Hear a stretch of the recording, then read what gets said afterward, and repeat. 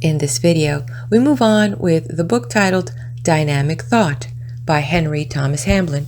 And as I've mentioned, you can catch the other book on the channel titled Within You is the Power by this same author. If you want to move on to the next chapter, in the description, I have a timestamp that takes you right there.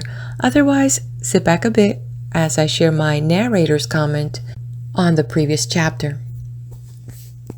To me, it seems that many of us keep hearing about this secret to life. We want more, but how do we get it?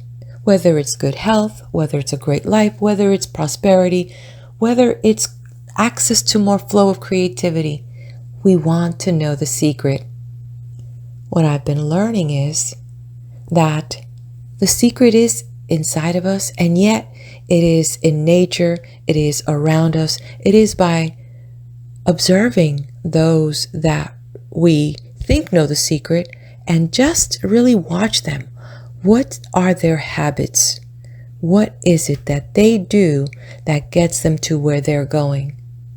Sometimes they're even unaware of it. You might think it's luck. They were born under a lucky star. Yet behind the scenes, we don't see the disciplines, the habits.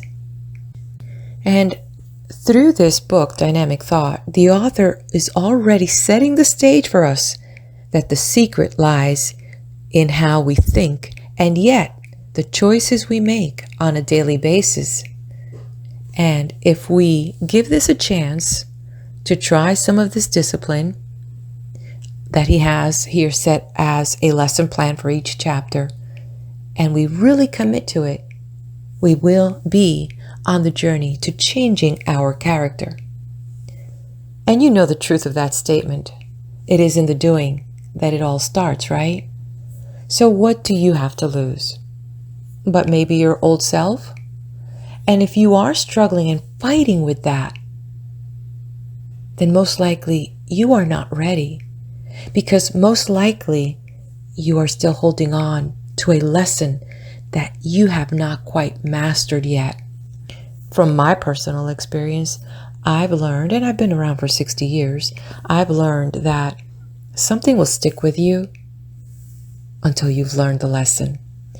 And it doesn't matter whether you move, whether you change schools, whether you go to another place, another job, there will be your same friends, the lessons, that's what I call friends, with different faces. And they will be there to help you. Some things might be painful, some things may be great, because sometimes some of us feel unworthy and things come at us and opportunities come at us, but we don't see it. We reject it. We sabotage our dreams. So, only you can stop right now. Stop listening to what I'm sharing here and pause. And that's okay. No one is judging you, and perhaps that is what hurts the most. The realization that this is your journey. While I can walk along with you side by side here in this surreal platform, I cannot fight that dragon for you. I'm fighting my own. And I can only say that if you make up your mind to slay it, you will. Because I know you have slayed dragons in the past. Because I have too, and they have many disguises. I believe that this first chapter was about giving yourself permission to see the best version of yourself. And once you see him or her, there is no going back. The natural law that is encoded on this planet, on this earth, makes it so.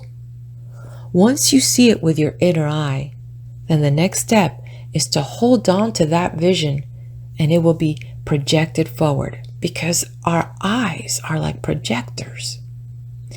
That is the big secret. That is no secret, because unaware to most of us, that is exactly what we have been doing all our lives, projecting our most deepest convictions, beliefs, passions, and fears onto the canvas of life. So join me. I have my journey and you have yours. We may have detours, and that's okay.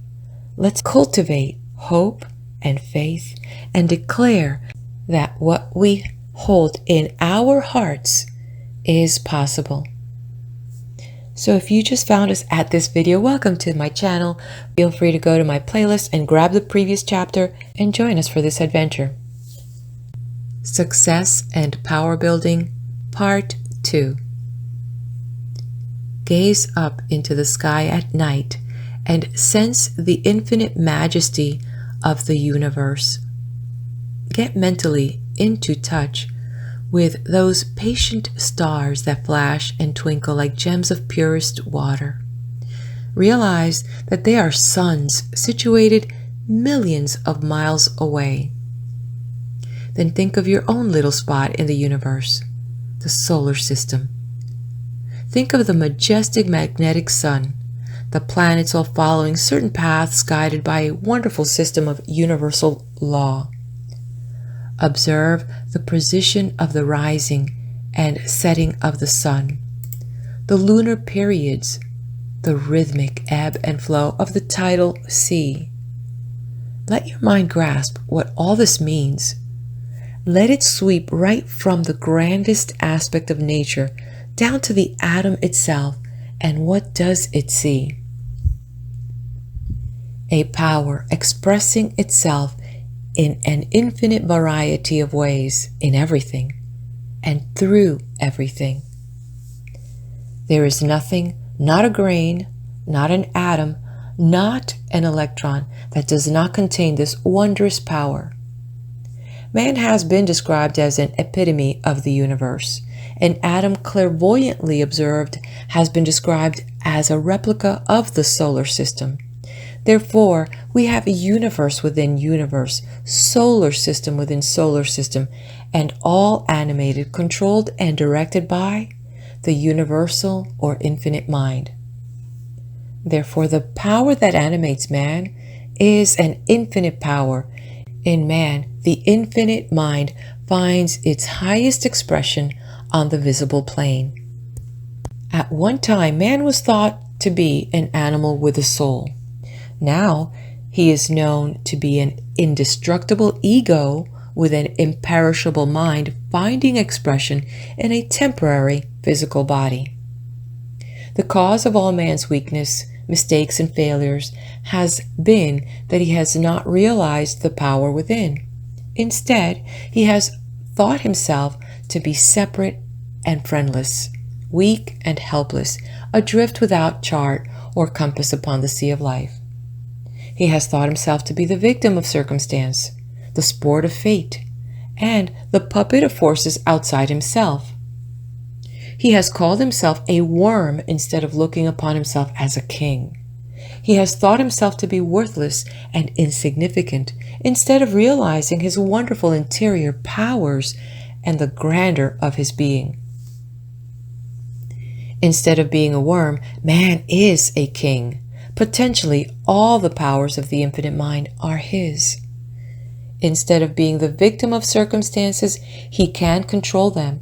Instead of being the puppet of forces outside himself, he has within him the power to be what he will, to do what he will, to accomplish all that he desires. Now at last, the darkness is being pierced, and man realizes that he is a mental creature, and that he is mind as well as matter. That is, as mind is one with the universal or infinite mind. That the difference between him and the infinite or universal mind is not one of kind, but of degree. Like a traveler lost in the bush, who, almost dying, at last finds his way to a permanent spring of water and drinks again, knowing that he can never exhaust that everlasting supply. So does man, after long wanderings, at last realize that within him is a fountain of never-failing power and wisdom, and that his subliminal mind is linked up with and forms a part of the infinite mind of the universe. This is the greatest discovery in the history of the world. This is the crowning revelation of all the ages. This is the blinding knowledge that dwarfs every other knowledge that within man dwells the infinite and unfathomable mind of the universe. Call how he may on these hidden forces, they can never fail to respond, for they are infinite and inexhaustible. Man stands alone and apart from all other creatures in this visible world around him, in that he has the power to govern his own actions, choose right or wrong, to mold his own fate, and create his own life and circumstances. To other creatures, life and the visible world are fixed quantities. To man, life and the world are reflexes of inward mental states. Thus, can he make life what he will? Thus, can he live in a world of his own creating? Man alone has the power to realize and recognize the inward power of the infinite and to consciously bring it into objectivity. The inward powers of the mind are potentially illimitable, but they lie dormant and unexpressed until they are recognized and aroused into action by the individual. This is why the majority of people are so worried and distressed, why they either fail to make life worth living or achieve only partial success, and that with great difficulty. They try to achieve without the power to achieve. They marvel at their own weakness, not realizing that within them lie immeasurable powers which are patiently waiting to find expression. Until man calls these powers into activity, they can never act. Within him is that which is connected with the powerhouse of the universe, yet he never feels its power. Within him is infinite wisdom, knowledge, inspiration, creative power, and driving force. Yet he slumbers on, unconscious of their existence. But to those who realize their own interior powers, what a mine of inexhaustible treasure do they find! What force and energy for all accomplishment! When you, dear reader, enter into the realization of the mighty power within you, you enter into possession of all good and perfect things. You cease to strive and squabble and snatch with selfish, anxious hand the bread from another's mouth.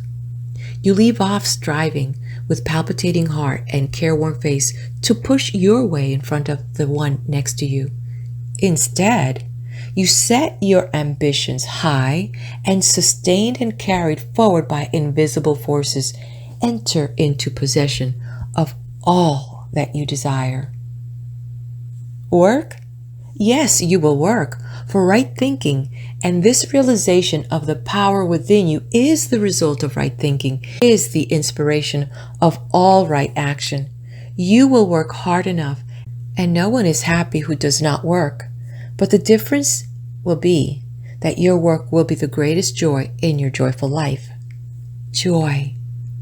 There is no joy like the joy of work well loved and well done, and which leads to accomplishment and victory. Work! Yes, you will work, but not with the feverish haste or with the fear of failure and bankruptcy ever before you. Instead, you will work with confidence and power, sure in the knowledge that your efforts lead definitely to success. When you have realized the inward power, you will feel it pushing you in the back and impelling you forward. You will feel yourself borne along to the goal of your endeavor. Whereas formerly you were chasing success and waiting on it cap in hand, in future you will realize that you are master, that you command, and success obeys. You realize that instead of, as in the past, running after fame and fortune, which, like a will-o'-the-wisp, constantly eluded you, you have now the power to attract all desirable things to you. Instead of feverish anxiety and joyless quest, you possess calm confidence and the power to accomplish everything that you desire. There will be no anxiety, no care for the morrow. Instead, the confidence of exact knowledge, the knowledge that the results will be exactly as arranged. Just as today is the result of past thinking, so the future will be the result of what is built today. Therefore, you do certain things today, and you know with mathematical certainty what the future results will be. Like John Burroughs, you can say, I stay my haste, I make delays. For what avails this anxious pace? I stand amid eternal ways, and what is mine shall know my face. What is mine shall know my face. That is the basis of all success, the confidence, the exact knowledge that what you are sowing now will be reaped 100-fold. That in the future you will enter into occupation of that which you are building now, that what you claim as your own now, out of all the riches of the universal storehouse, will be yours in the future. It is yours now. You enter into possession in the days to come. You will now begin to see why I ask you to use affirmations. In succeeding lessons, you will be explained what affirmations are, their object, and the manner in which they work. In the meantime, make use of the same affirmation that you have been using in the past week, but with something added. It will now read, The old life is dead and buried. I have severed myself from it once and for all. Henceforth, I live the new life of success and power, self-mastery, and all accomplishment. This I do, not in the strength of my feeble will and surface mind of my ordinary consciousness, but by the infinite power of my deeper inner mind, which is one with and forms a part of the infinite universal mind.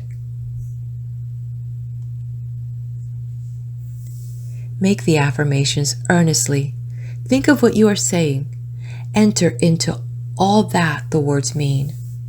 Try and feel their power. Do not, however, screw yourself up to a nervous tension. Instead, let yourself relax. First your body with its muscles and nerves. Let them all go limp. Then your mind. Let that unbend also.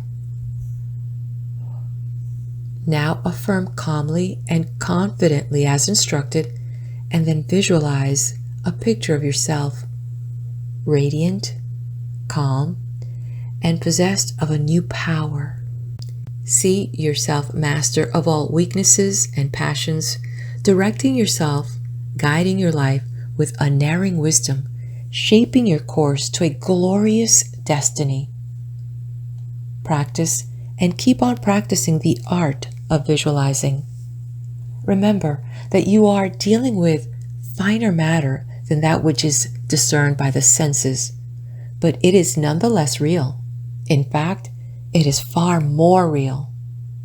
The fact that you can see with your mind's eye that which you have created by your mental processes is proof that what you have created exists.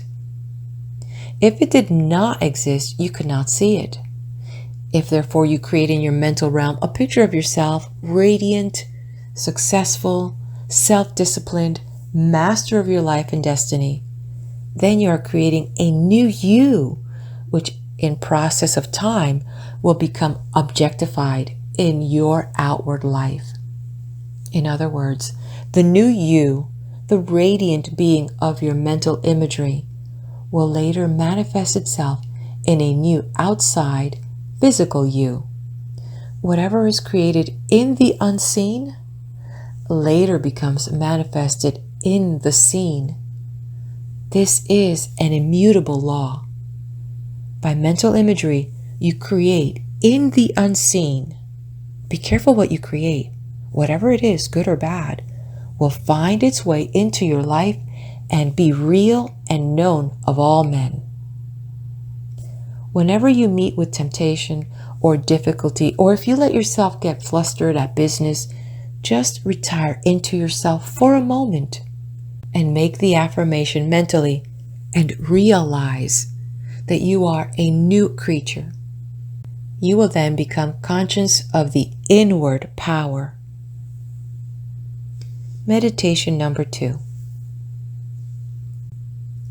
Sit very quietly and relax nerves and muscles, and concentrate your thoughts upon a conception of an ideal world. Picture a world of indescribable beauty, without pain, sickness, or care, without hate, unkindness, or selfishness, without poverty, want, or any lack. Picture mentally a world in which love and good will reign supreme, where beauty, joy, happiness, plenty, and profusion of all good things are unstinted and for all. Picture a world where there is no limitation, where you can know everything, possess all the wisdom, and where you can be everywhere at the same time. In this world, the colors of the flowers and of the sky are more beautiful and transparent than anything you have seen before. The singing of the birds more ravishing than anything yet heard. The inhabitants are all comely and gloriously healthy and strong. They are all animated by goodwill and indescribably happy. This is the perfect world of mind. Now concentrate upon this image. You will most probably find worry thoughts intruding, thoughts of the rent, of the mistake one of your clerks has made in your business, of threatened competition, or of some slander or unkind imputation that may have been made against you. Whenever a thought tries to enter your mind, dismiss it at once and concentrate your mind upon your ideal world. This will not be easy, but continue to persevere. It is most important that you should master this, as by so doing you are cultivating one of the most wonderful faculties of your mind. Therefore, keep on dismissing the unwelcome thought by denying it. For instance, you are disturbed by the thought that something grossly unfair has been done to you. It makes your blood boil when you think of it. Immediately this thought comes to you, say at once, "In this perfect world of mine, there is no unfairness, injustice, or unkindness. All is truth and honor and goodwill." And raise your thoughts above this imperfect material life and concentrate your mental gaze upon your ideal world. Again, a thought may come suggesting that the new competition in your business will ruin you. Immediately, deny it by saying, "In this perfect world, there is no competition, there is no failure. I am a perfect mental creature gifted with infinite powers, and I am above competition. I am success." Keep your mental vision on your ideal world the whole time and keep denying all your troubles one by one and affirm their opposites. By your denials, you kill the worry thought, and by affirming its opposite, you build up a character and mental outlook that are superior to worry and incapable of failure. Not only do you kill the thought of evil, you also destroy the evil itself. This may sound fantastic to you, but it is absolutely true. Later on, you will be able to prove the truth of this beyond the shadow of a doubt. Appendix. It was seen in last week's appendix that, in a general way, the subliminal mind could be influenced for good by allowing only thoughts of good, courage, health, success, etc. to pass the citadel of the mind. This is the foundation of all happiness and harmony in one's life. But if it is desired to arouse your latent powers and to train your subliminal to solve all your problems, to give you true inspiration and supply you with original ideas, other methods must be employed. Your great subliminal mind is not going to yield up its wonderful store of knowledge. Neither is it going to act as the solver of all your problems in response to a mere pious wish. What is necessary is that very strong, concentrated, forceful directed thoughts should be sent down into this greater mind continuously and persistently. Whatever message you keep sending down into your subliminal mind, provided it is not changed or altered, and that it is sufficiently strong and concentrated, will be obeyed in time. Some students will be longer than others, but everyone sooner or later who follows these instructions will develop the power of directed subliminal thinking. The first step is to impress very powerfully upon the subliminal mind that it is capable of solving all your problems. At present, unless you are a very rare exception, your subliminal mind is hypnotized into the belief that it cannot solve your problems. So long as it believes that it cannot solve your problems, it never will attempt the task. But once you can convince your subliminal mind that it has the power, the wisdom, and knowledge to do so, then you will at once pass from weakness to power. You will have at your disposal a mind so vast and wonderful that the finite mind of the senses will be unable to grasp its full significance. In order to convince your subliminal mind that it can solve all your problems, you must 1. Believe yourself that it can do so. 2. Have strong desire to use your hidden powers. 3. Make strong affirmations that your subliminal mind can think constructively and, drawing upon all the knowledge, solve every perplexity and problem. And 4. Visualize yourself meeting with problems and having them solved immediately by referring them to your greater mind within. Within you are limitless powers, but they only become available when you consciously call upon them and make use of them.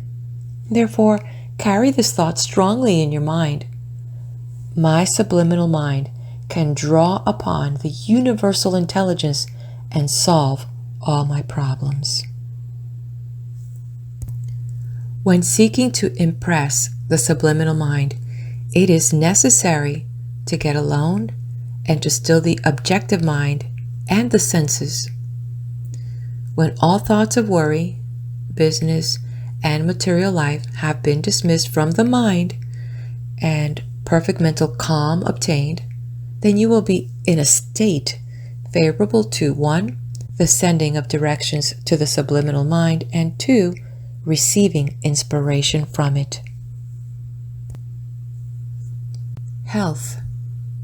We have seen in this lesson that within man dwells the universal mind, and that when he looks within, he finds infinite power. In the same way, man is also animated by the infinite life. So long as man ignores the infinite nature of his life, so long will he be weak, diseased, ill, and miserable.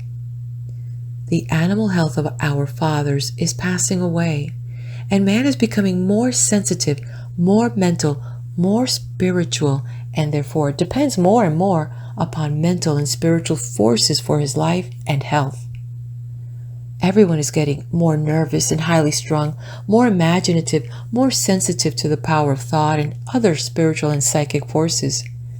Therefore, man must look more and more to the one source of all life for his health, energy, and vitality.